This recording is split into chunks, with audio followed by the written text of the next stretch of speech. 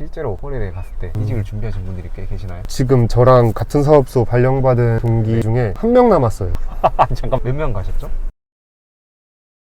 안녕하세요. 안녕하세요. 자기소개 해주시죠. 안녕하세요. 저는 코레일에서 수도권 차량 정기직에 잠시 재직을 했었던 사람입니다. 반갑습니다. 혹시 MBTI는 어떻게 되시죠? 저는 I에 좀 가깝다고 생각을 하는데 ESTJ 아니면은 ISTJ 70대 30 정도로 나오는 것 같아요. 코레일에 일을 하시게 된 이유 여쭤볼 수 있을까요? 사실 평화님 인터뷰 상을 되게 많이 봤는데 저도 공기업 전기직을 전체적으로 준비했기 때문에 특별한 지원 동기는 따로 없었고 코레일 채용 시즌이 되게 일러요. 상반기 하반기 둘 다. 그래서 코레일 채용 공고 떴네 그러면은 아 이제 시즌 시작하는구나 하면서 관성처럼 그렇게 지원을 하게 되었었습니다. 그러면 코레일에 들어오기 위해서 했던 노력들 뭔지 알 수 있을까요? 마찬가지로 공기업 필기시험을 전체적으로 네네. 준비했기 때문에 코레일만을 위한 노력은 아니었고, 반면에 이제 굳이 말씀을 드리자면은 네. 전기 뽀개기 시리즈가 있는데 거기 코레일 전공 맞아요. 보건 문제가 굉장히 좋았고, 그리고 양도 뭐 적당해서 그거를 몇 번을 계속 반복해서 풀었어요. 코레일 진짜 어렵거든요, 전공 시험이. 그리고 이제 오픈 카톡방에서 공무원 문제집 따로 사기 좀 아깝더라고요. 안 그래도 할 게 많은데. 네. 근데 오픈 카톡방을 잘 활용하면은 공무원 문제만 막 올라오는 데가 네. 운 좋게 찾아서 거기서 같이 좀 풀었던 게 도움이 됐습니다. 그 똑같은 문제가 나왔어가지고. 혹시 따로 뭐 면접은 준비 어떻게 하셨나요? 안전, 모든 답변에서 되게 현장 일을 네, 하기 때문에 현장 일을 하기 안전에- 때문에 실제로도 안전이 굉장히 중요하고 적극적으로 해서 사고 치는 것보다 가만히 있으면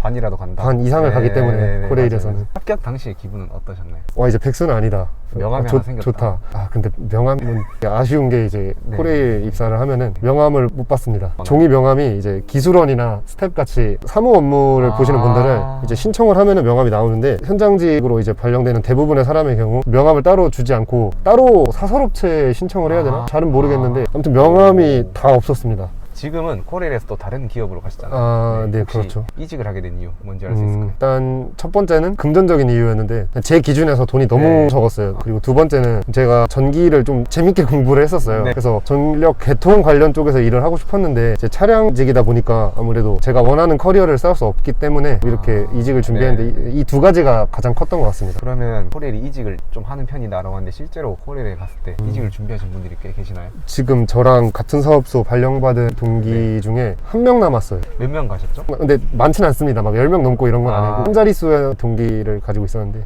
지금 한 분 남아 있습니다. 그러면 사업소의 성비는 어떻게 되는지 알 수 있을까요? 성비는 한 20%에서 30% 정도 됐던 것 같아요. 생각보다 네. 좀 많이 계셨고 그랬던 그러면 것 같습니다. 여성분들도 똑같이 현장 일을 하시죠? 네, 여성분들도 현장 일을 똑같이 합니다. 열애 없습니다. 그럼 사업소의 나이대는 어떤 편인가요? 나이대는 여느 공기업이나 다 그렇듯이 정년 앞두신 분부터 20살까지 굉장히 다양하게 분포해 있는데, 젊은 분들이 되게 많다고 느꼈어요. 이제 아무래도 최근에 이제 채용을 16년도부터 엄청 했기 때문에 아마 그러지 않을까 싶었어요. 그래서 분위기는 굉장히 좋았었습니다. 그러면 그 코레일의 근무 방식이 어떻게 되는지 코레일 근무 방식이 이제 크게 1근이랑, 그러니까 쉽게 말하면 9to6랑 이제 교대 근무 4조 2교대 주야 비유 근무로 나뉘는데, 이제 1근 같은 경우는 이제 여느 직장인과 마찬가지로 그냥 9to6 하는 그런 직장인이고, 교대 근무의 경우는 주야 비휴라고 이틀 일하고 이틀을 쉬는데, 첫날에는 똑같이 9to6라고 보시면 되고, 퇴근을 하고 집에 가서 잠을 자고 다음날에는 이제 야간에 출근을 해서 한 6시 반쯤에 출근을 해요. 네. 저녁에. 그리고 이제 밤을 회사에서 보내고 그 다음에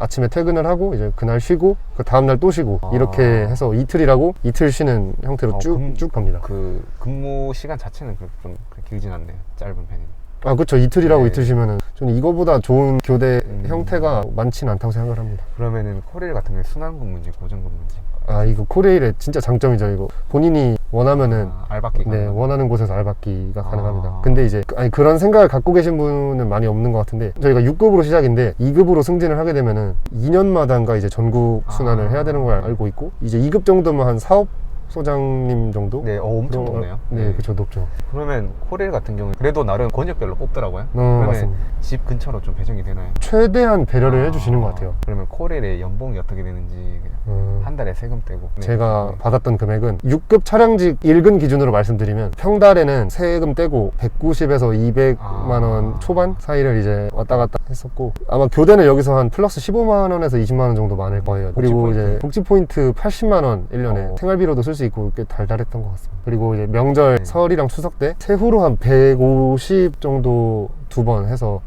총 이제 연애 300 이렇게. 네. 이 부분은 다른 공기업보다 높네요. 그 코레일 같은 경우에 사택이 따로 제공되나요?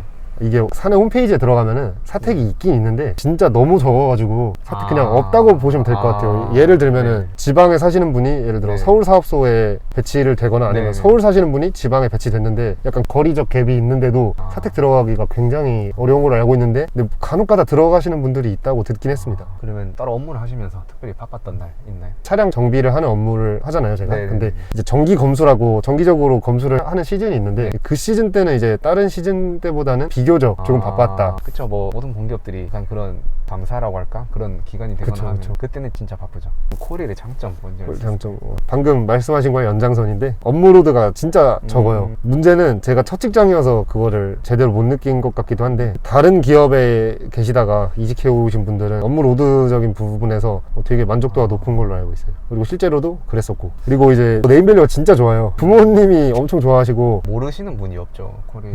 부모님이 엄청 좋아하시고 부모님의 자랑이 될 수 있다? 그러한 장점 이렇게 두 가지 말씀드리고 싶습니다. 또 다른 장점도 있을까요? 아까 말씀드렸던 네. 그 연고지 아, 근무 이게 특히 공기업 시장에서 보면은 근무지가 굉장한 애로사항이에요. 네. 이게 아마 겪어보지 않으면은 모르죠. 모르는데 네. 이제 근무지 때문에 다른 공기업에서 저희 코레일로 넘어오셨던 분들도 있는데 이분들도 후회 안 한다고 말씀하시는 분들이 많았습니다. 네. 그러면 이제 반대로 코레일의 단점이 뭔지 알 수 있을까요? 이게 아까 급여라고 했는데 이제 제가 좀 재테크에 관심을 갖게 되니까 네. 이게 초반에 시드를 모으는 게 좀 중요하다고 생각이 들었는데 네. 그 부분에 있어서 정말 많은 애로사항이 있지 않나 그런 생각이 급여가 있어요. 많지 않아서. 네, 그 부분이 있고 그리고 또 사업소마다 다르긴 할 텐데 제가 있었던 곳은 어느 정도 알고 갔음에도 불구하고 현장 환경이 많이 열악했다 이 부분. 근데 또 아이러니하게 이제 열악한 현장 환경이 싫어서 뭐 네. 스텝이나 기술원 쪽으로 간다고 하면은 업무 로드는 또 엄청나게 많아지고. 갑자기 많아지고 그래서 밸런스 게임. 네, 네, 그렇죠. 이 부분이 좀 단점인 것 같습니다. 환경이 열악하다면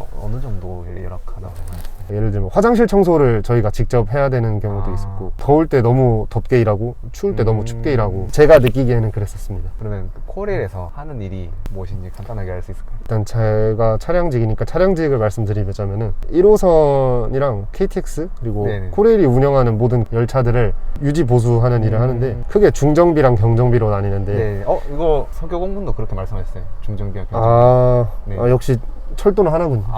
네네네. 철도는 하나네요. 중정비와 경정비와 그다음 기술 사무 쪽 이렇게 크게 세 개로 나누더라고요. 그쵸. 여기도 예, 제가 기술 사무를 빼먹은 것 같네요. 여기도 똑같이 코레일도 그렇게. 네. 석유랑 결이 비슷하네. 네. 네. 이제 중정비는 아까 네네. 말씀드린 1근직 9to6로 네네네. 주로 그렇게 진행이 되고 경정비는 교대 형태로 가는 걸로 아는데 중정비는 말 그대로 네. 이제 열차를 아예 운휴 시키고 날 잡아가지고 그냥 다 뜯고 점검하고 고치고 분해하고 그 다음에 점검이 완료했으면 다시 조립하고 바깥으로 보내는 네네. 그런 게 중정비이고 경정비는 이제 실제 운행하고 있는 차량에 대해서 야간에 이제 들어오면 체크리스트 같은 걸로. 그쵸. 들어오면은 이제 다음날 또 운행을 해야 되니까 검사를 하고 다시 내보내는 그런 게 진행이 되고 있습니다. 그러면 보통 직원들은 중정비랑 경정비 중에 어떤 걸 더 선호하시나요? 거의 80% 이상은 경정비죠. 경정비를 선호하지 않을까 싶습니다. 일도 편하고 개인 시간도 많고 네. 돈도 더 많기 때문에 경정비가 훨씬 인기가 많은 걸로 알고 있습니다. 평일에 퇴근하거나 주말에 근무를 하시는지 알 수 있을까요? 저는 이직 공부 계속 스터디 카페랑 막 카페에 다니고 제가 네. 어떤 특정 프랜차이즈 카페를 많이 다녔는데 하도 가가지고 포인트도 많이 쌓이고 진짜요? 이직 준비하면서 그랬던 것 같습니다. 코레일 회사 만족도는 100점 만점에 몇 점인지 알 수 있을까요? 혹시 다른 분들은 몇 점을 주셨나요? 제일 적게는 60점부터 많게는 90점까지 보통은 한 7, 80점대로 많이 나와요. 60점이 혹시 어느 회사 재직자? LG 디스플레이 사기업. LG 디스플레이. 공기업이나 공공기관에서는 60점은 아직은 없었던 것 같아요. 그럼 저는 65점 드리겠습니다. 60 혹시 이유를 여쭤볼 수 있을까요? 아까 말씀드린 단점 부분이 개인적으로는 심리적 네. 스트레스를 받았어서 이게 약간 사람 가치관마다 다른데. 진짜 만족하면서 다니시는 분들도 많은데 네. 그냥 저는 되게 불만족스러웠던 부분이 많아서 저는 65점을 드리겠습니다. 이제 마지막으로 뭐 취준생 분들이나 아니면 이직을 준비하시는 분들에게 한 말씀 가능하실까요? 지금 공기업 TO가 엄청 줄어들고 있고 실제로 엄청 많이 줄었고 그렇다 해도 근데 사실 예전에 많이 뽑을 때도 예를 들어 100대 1이라는 경쟁률이면은 그게 100명과 경쟁하는 게 아니라 실질적으로는 한 10명, 20명이랑 경쟁한다고 생각을 하고 그리고 실제로 그렇지 않더라도 마인드를 그렇게 가져가시고 계속 꾸준히 하던 대로 하시면은 반드시 좋은 결과 있을 거라고 본인을 생각을 믿고. 합니다. 꾸준함이 다 이기는 것 같습니다. 이직을 준비하시는 분들에게는 또 한 말씀 가능하실까요? 제가 처음에 이직 준비를 할 때는 엄청 의지가 불타가지고 거의 그냥 깨어있는 모든 시간을 이직 준비를 했던 것 같은데 이제 그게 시간이 지나다 보니까 혼자서 하려다 보니까 지치더라고요. 네. 그래서 이제 같은 이직을 준비하는 같은 회사 사람이어도 되고 다른 회사 네. 사람이어도 되니까 스터디를 꾸려가지고 같이 으쌰으쌰 하면서 하면은 보면 정말 굉장히 큰 힘이 됐어요. 왜냐면 이게 이직 준비를 하는 사람이 아니면 그 고충을 사실 잘 맞아요, 공감하기가 맞아요. 어렵거든요. 네. 그래서 서로 막 오픈 카톡방에서 으쌰으쌰 하면서 했는데 결국 거의 대부분이 다 잘 되셨고, 그거 보니까 저도 됐고 뭐 다른 분들도 네. 됐고 하니까 평화님 구독자분들도 다 하실 네. 수 있지 않을까 그렇게 생각합니다. 어찌 보면 이직이 그냥 나쁘거나 그런 게 아니라 본인 가치관에 맞는 곳을 찾아가는 거라서 저는 그렇게 생각합니다. 네, 맞아요. 실제로도 회사 선배님 분들도 이직한다고 말씀드리니까 진심으로 축하해 주시고, 맞아요. 그래서 그랬던 것 같아요. 그 부분 되게 기억에 남네요. 네. 직장이라는 게 어찌 보면 본인의 가치관이나 이런 걸 좀 제대로 알게 해주는 이직자는 뭐 배신자다 이렇게 생각하시는 분들은 거의 없었던 것 같아요. 네, 바쁘신 와중에 이렇게 시간 내주셔서 감사합니다. 네, 감사합니다. 많은 도움이 되었으면 좋겠네요. 안녕히 계세요.